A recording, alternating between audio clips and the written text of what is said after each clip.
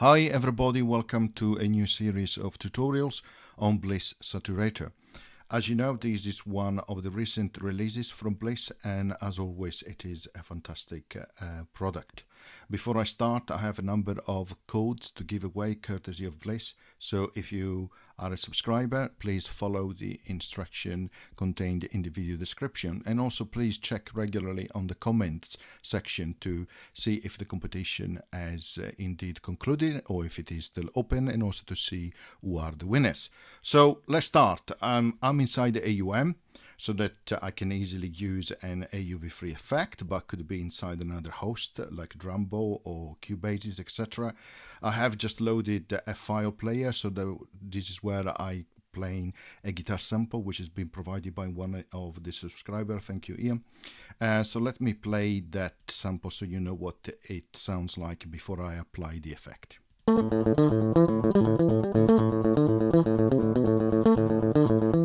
Okay, enough of that. Let's introduce the saturator and let's open it up. So this is the default settings with the default preset, and this is what it sounds like.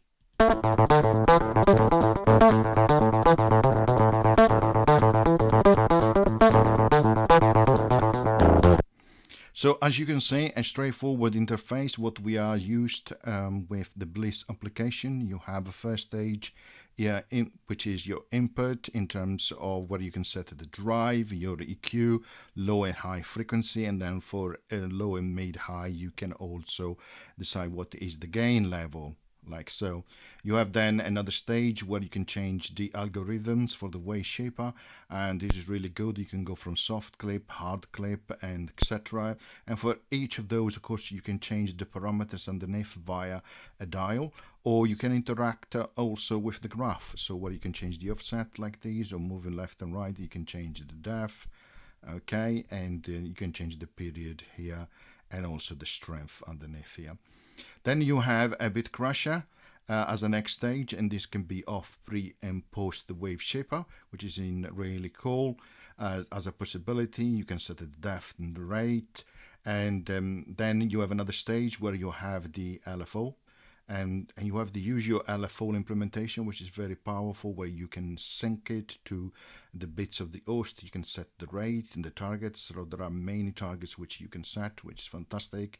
You can of course set the offset, the stereo amount, the amount, and the different shapes. Finally, you have an output in decibel as you expect, and also the drive wet ratio that you can change.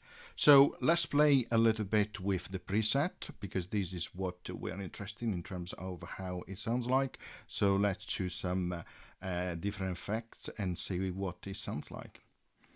So basic overdrive.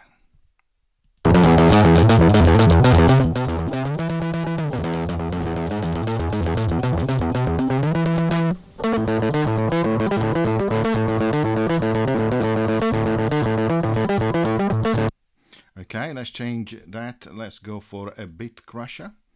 Okay, and here you can see the bit crusher is active as pre-wave shaper stage,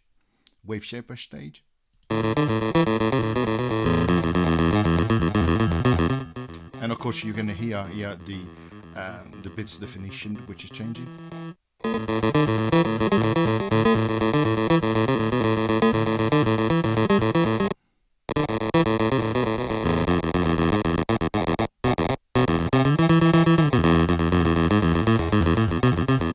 Okay, let's try something else. Let's, for example, try a British clean. Okay, let's click play.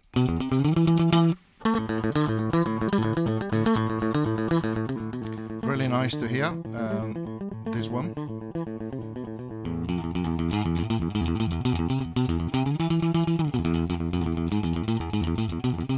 Okay, let's try something else. Let's, for example, go to a crunchy one.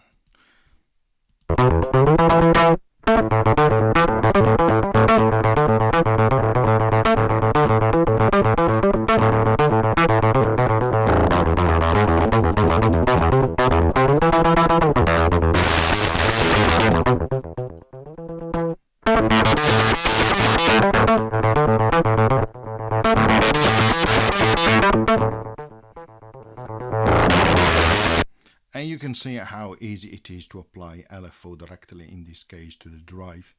But let's go ahead and let's choose, for example, something else. For example, 8 bits, and let's see what it sounds like.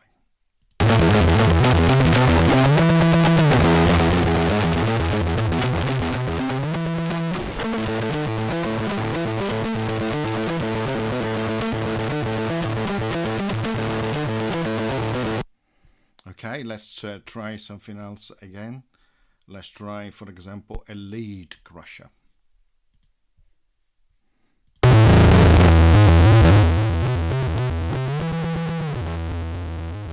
And let's play a little bit with the parameters on the wave shaper.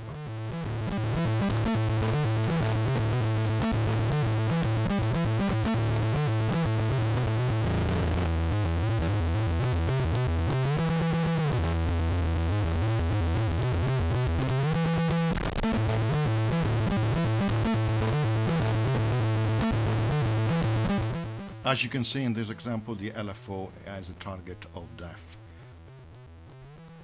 and you can see the changes on the screen on the wave shape. Okay, let's try something else again. One more, and let's try this phasing.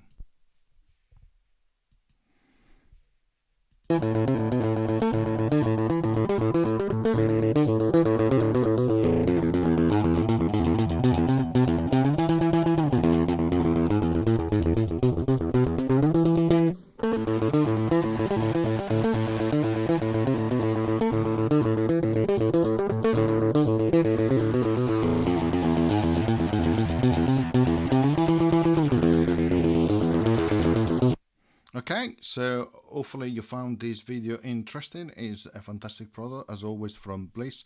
I hope you enjoyed. See you next time. Bye.